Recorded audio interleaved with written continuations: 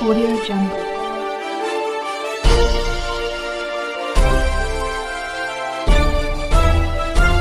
Audio Jungle. नमस्कार, स्वागत है आप सभी का आपके अपने चैनल CRS न्यूज़ में। आइए ले चले आज की खास खबर की ओर।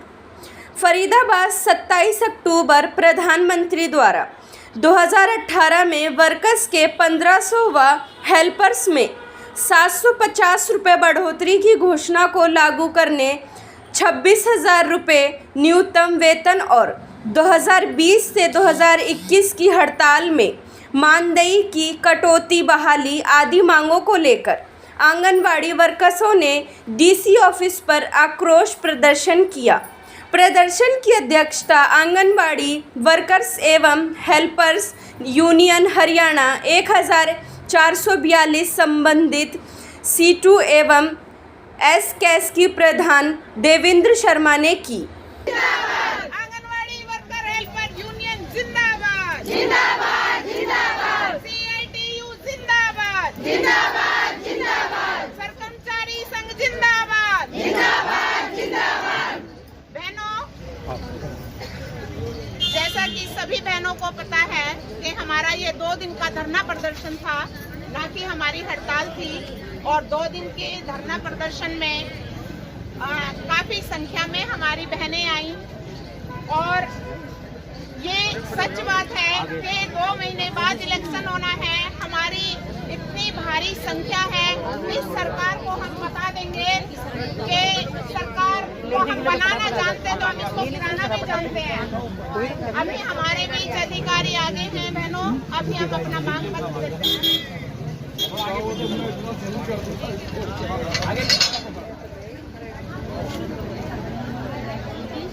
जैसा कि आप देख रहे हैं कि आज हम NRD5 और फरीदाबाद के अंदर आए हुए हैं। यहाँ पे आज इन कुछ महिलाओं ने यहाँ पे धरना प्रदर्शन किया हुआ है, जिसके कारण क्योंकि इनका अभी वेतन यहाँ पे नहीं बढ़ पाया है। सरकार से इनकी मांग है। अभी हम जानकारी लेंगे कि क्या वजह रही जो कि इन्होंने आज धरना प्रदर्शन किया है, किस वजह से आज ये सभी महिलाएं यहाँ पे एकत्रित हैं। तो सर नमस्कार, थोड़ा सा आपके बारे में जानकारी चाहेंगे। आप अपना नाम बताएं। सुभाष लंबा, president all India state government employees federation. बहुत बढ़िया, धन्यवाद सर आपका। सर ये बताएंगे कि आज ये जो महिलाएं यहाँ पे एकत्रित हुई हैं, इसका क्या कारण है, क्या रीज़न है, किस वजह से ये सारी महिलाएं एकत्रित हैं? Anganwadi worker helper union Haryana संबंधित CITU सरकर्मचारी संघ 26 और 27 2 दिन सभी जिला मुख्यालयों पर इसी प्रकार से आक्रोश प्रदर्शन हुए हैं। और आज माननीय मुख्यमंत्री के नाम ज्ञापन जिला उपायुक्तों के मार्फत से दिए गए हैं। इसमें मुख्य जो मांग है, 2018 में दिवाली से ठीक पहले माननीय प्रधानमंत्री जी ने घोषणा की थी कि 1500 रुपये वर्कर के और 750 रुपये हेल्पर के मानदेय में बढ़ोतरी करके मैं तोहफा दे रहा हूँ। तो सर 5 साल से वो तोहफा आज तक आया नहीं है, पता नहीं कहाँ अटक गया। एक बात तो ये है, हमारी मांग है कि उस तोहफे को दे दो। दूसरी बात हम ये कह रहे हैं कि पीछे हड़ताल हुई हमारी 2021 में, सरकार के साथ समझौता हुआ कि जो हड़ताल का टाइम है लगभग 4 महीने का, 100-200 रुपये टोकन काट करके बकाया मानदेय हम दे देंगे। लेकिन अभी तक वो मानदेय मिला नहीं। पुलिस के केस दर्ज हुए हैं। स्वयं माननीय मुख्यमंत्री जी ने ये बोला था मीटिंग में कि सारे केस विड्रा हम करेंगे। वो केस भी विड्रा अब तक नहीं हुए हैं। तीसरी बड़ी मज़ेदार बात ये है, दर्शक भी इसको नोट कर लेंगे, देखेंगे कि आज तक विभाग ने इनको कोई मोबाइल सेट, सिम कुछ नहीं दे रखा। और प्रेशर इतना है कि ऑनलाइन काम करो। अरे जब हमारे पास तुमने कुछ दे ही नहीं रखा तो ऑनलाइन काम कैसे करेंगे? ऑनलाइन काम न करने की एवज में ये धमका रहे हैं, नौकरी टर्मिनेट करने की धमकी दे रहे हैं।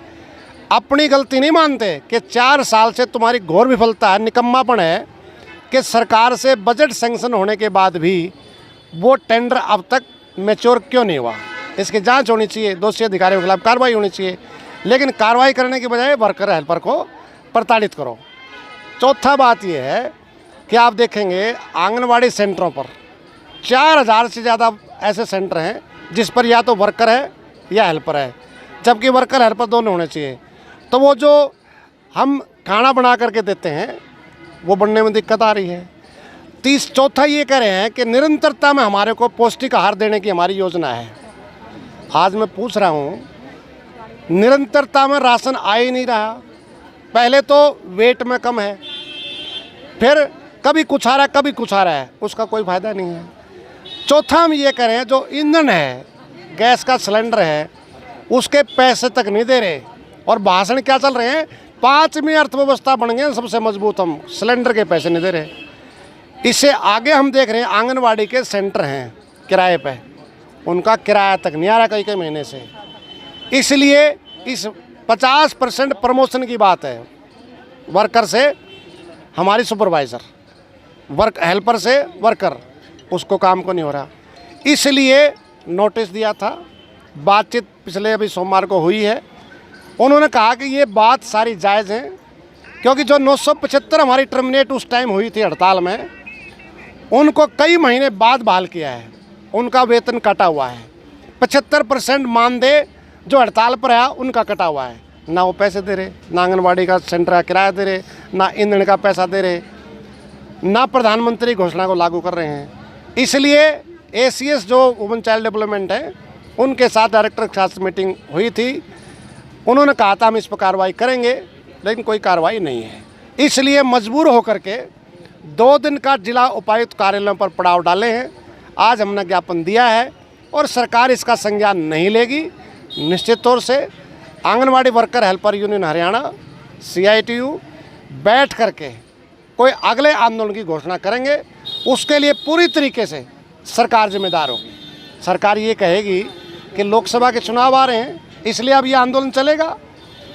लोकसभा चुनाव आ रहे हैं, नहीं आ रहे हैं, जो आपसे एग्रीमेंट हुआ या जो हमारी समस्याएं हैं, सरकार उनका निवारण कर दे।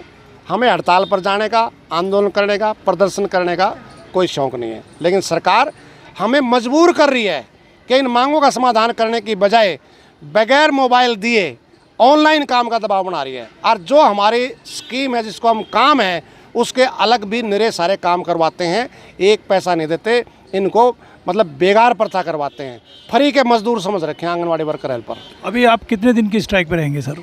नहीं, 2 दिन का हमारा पड़ाव था, 2 दिन का पड़ाव पूरा कर लिया, सरकार को मेमोरेंडम दे दिया है। अब सरकार के पाड़े में गेंद है। अगर उसने जल्दी ही इस पर संज्ञान नहीं लिया और इन मांगों की चिट्ठियाँ जारी नहीं करी, तो निश्चित तौर से अब ये आंदोलन आगे बढ़ेगा। हड़ताल भी होगी, अनिश्चितकालीन भी होगी, सारे कुछ विरोध की कार्रवाइयाँ होंगी।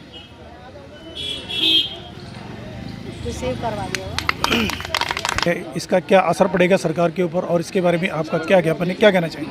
मैं राज्य प्रधान देवेंद्री शर्मा। सर, ऐसा है, 8 दिसंबर 2021 से और 6 अप्रैल 2022 तक हमारी जो हरियाणा राज्य में हड़ताल चली थी, उसका ही ये असर है। अभी भी हमारी वर्करों में बहुत भारी रोष है, क्योंकि हमारी 975 वर्करों और हेल्परों को टर्मिनेट किया गया था उस दौरान, और उसी से ही भारी रोष में है। और सरकार को हम बारी बारी अल्टीमेटम दे रहे हैं, सरकार नहीं सुनती है तो हम फिर से अनिश्चितकालीन हड़ताल पर जा सकते हैं। तो यही हमारी वर्कर और हेल्पर का कहना है कि आने वाले अब इलेक्शन भी आ रहे हैं और सरकार पे हमारे को दबाव भी बनाना है, तो इसी दबाव में सरकार कुछ करेगी हमारे लिए, ये हमारी सोच है। और इसीलिए हम आज यहाँ पे 2 दिन से धरने पे बैठे हैं कि सरकार को हमने अल्टीमेटम दिया है कि अभी तो हम 2 ही दिन के धरने पे गए हैं, और यदि सरकार हमारी सुनवाई नहीं करती है और हमारी मांगों को मंजूर नहीं करती है तो हम अनिश्चितकालीन हड़ताल पे जा सकते हैं। सर, मैडम आपका क्या कहना है इस पर? इनसे पूछ लीजिए, कोई बात नहीं है, आप ले लो, मैं तो